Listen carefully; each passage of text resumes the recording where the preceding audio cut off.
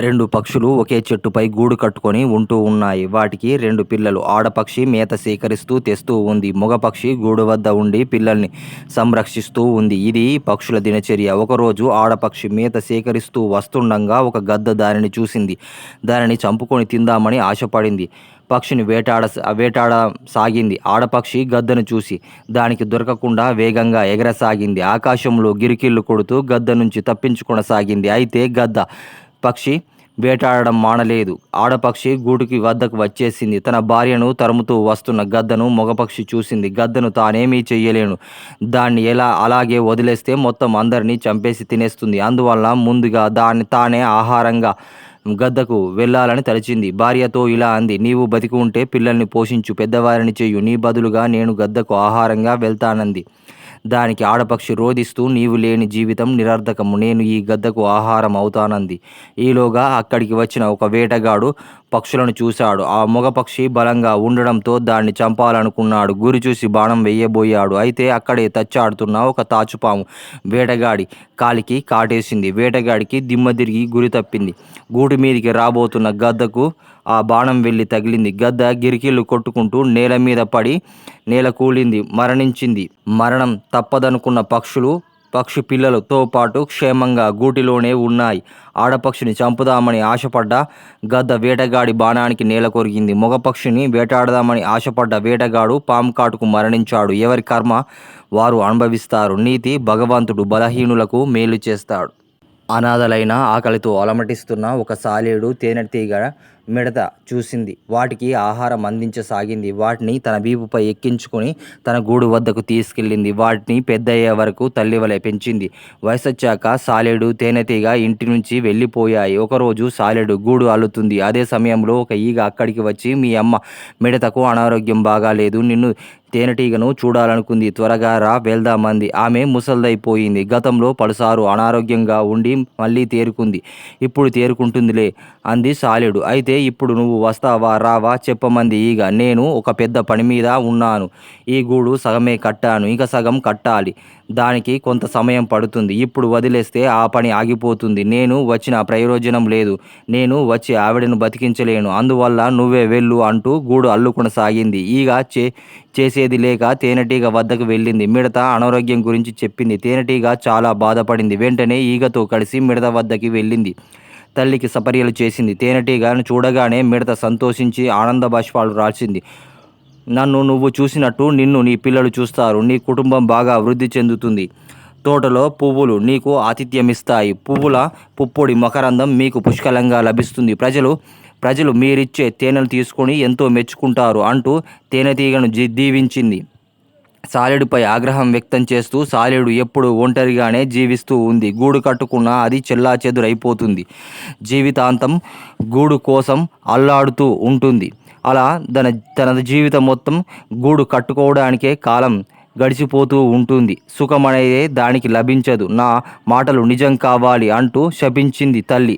ఆనాటి నుంచి తేనెటీగలంతా ఒకే కుటుంబంగా జీవిస్తున్నాయి. అవి సేకరించే తేనె జనం ఆస్వాదిస్తూ మెచ్చుకుంటున్నారు. సాలెడు తల్లి శాపం తగిలింది. చీకటిలో గూడు అల్లుకుంటూ కూర్చుంది. జనం ఎప్పటికప్పుడు దాన్ని తీసివేస్తూ తరిమేస్తూ ఉన్నారు సాలెడును.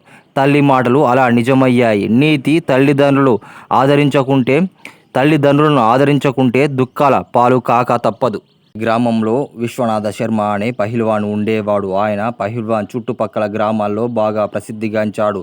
ఆయన పోటీలో పాల్గొంటే తప్పనిసరిగా గెలవాల్సిందే. ఆయన పట్లు అంటే యువత బాగా ఇష్టపడేవారు. వర్మ ఎక్కడ పోటీలో పాల్గొన్నా అందరూ వచ్చి చూసి ఆనందించేవారు. ఆయన కుస్తీ శిక్షణ కేంద్రాలు కూడా నడిపేవాడు. సుమారు 100 మంది వరకు వెంకటాపురం చుట్టుపక్కల గ్రామాలకు చెందిన యువత ఆయన వద్ద కుస్తీ పోటీలో శిక్షణ తీసుకునేవారు. కుస్తీ పోటీలు ఏర్పాటు కోసం ఆ చుట్టుపక్కల ఊళ్ళ నుంచి ఆహ్వానాలు వచ్చాయి. వర్మ ఎప్పుడూ శిక్షణ కార్యక్రమాల్లో క్షణం తీరిక లేకుండా ఉండేవాడు. నాగభూషణం అనే ఒక యువకుడు వర్మ వద్ద మల్లయుద్ధ శిక్షణ తీసుకోవడానికి చేరాడు. దీర్ఘకాలం కష్టపడి విద్య నేర్చుకున్నామనే స్వభావం అతనికి లేదు. ఏదైనా ఇట్టే నేర్చుకోవాలనుకునేవాడు. ఏ పనైనా కానీ క్షణంలో పూర్తి కావాలనుకునే స్వభావం కలవాడు. మల్ల యుద్ధ సాధనపై కూడా ఇటువంటి అభిప్రాయమే అతనికి ఉండేది. వీలైనంత త్వరగా కుస్తీ పాఠాలు పూర్తి చేసి పోటీలో పాల్గొనాలని భావించేవాడు. మొదటి రోజు వ్యాయామశాలకు వెళ్ళి సాధన చేస్తున్న వారిని కలిశాడు. అక్కడ కుస్తీ సాధన ఎంతకాలం పడుతుంది అని అడిగాడు. కనీసం ఏడాది కుస్తీ ప్రాథమిక అంశాలే నేర్పుతారని, ఆ తర్వాత మరో 2 ఏళ్లు సాధన చేయాల్సి ఉంటుందని వారు తెలిపారు. అయితే నేను ఏడాది పూర్తి చేసిన వారితో చేరుతాను అన్నాడు.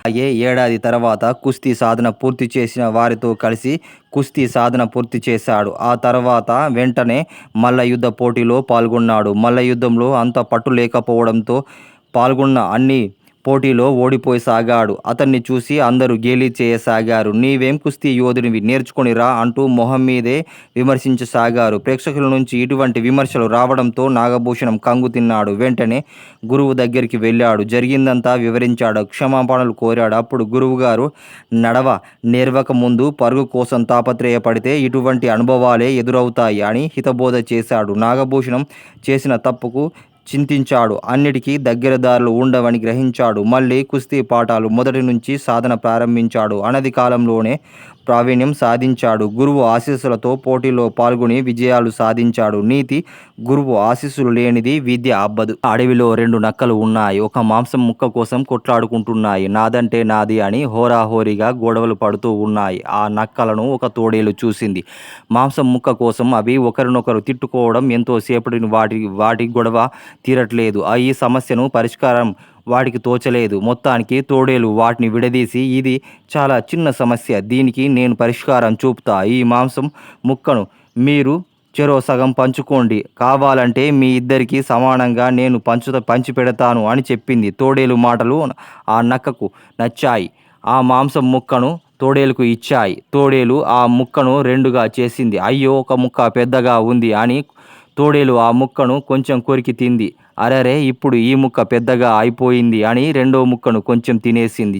ఇప్పుడు ఇది పెద్దగా అయిందని మళ్ళీ మొదటి ముక్కను కొంచెం తినేసింది. ఇలా కొంచెం కొంచెం మొత్తంగా మాంసం ముక్కలను తినేసింది. నక్కలు 2 నోర వెలవేసి చూస్తూ ఉండిపోయాయి. మాంసం ముక్కను నువ్వు తినేశావంటూ గోల చేశాయి.